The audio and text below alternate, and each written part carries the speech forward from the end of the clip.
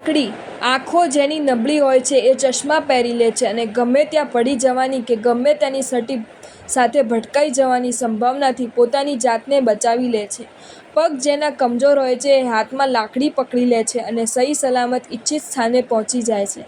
અરે પગ જેના મજબૂત હોય છે એ જો હાથમાં લાકડી લઈ લે તો કઠિન લાગતી પાલીતાણાની યાત્રા પણ પ્રસન્નતાથી અને સરળતાથી સંપન્ન કરી લે છે. અલબત્ત લાકડી પોતે નિષ્ક્રિય હોય છે છતાં આપણને એક અલગ રીતે સંદેશ આપતા એટલું જ કહે છે કે દોસ્ત, તું સંસારના જે રસ્તા પર ચાલી રહ્યો છે એ રસ્તા પર પ્રલોભનોના પારાવાર કીચડ છે અને સાબે તારું મન નબળું છે. જો આલંબન તરીકે તે કોક શિષ્ટ પુરુષની આંગળી પકડી લેવાની જાગૃતિ નહીં દાખવી હોય તો તારું પતનની ગર્તામાં ધકેલાઈ જવાનું નિશ્ચિત છે.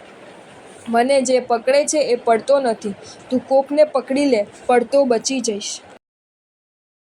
જો તમને આ વિડીયો ગમ્યો હોય તો આ વિડીયોને લાઈક કરો અને મારી ચેનલ જૈન ફેક્ટ્સ એન્ડ સ્ટોરીઝને સબસ્ક્રાઈબ કરો. ધન્યવાદ.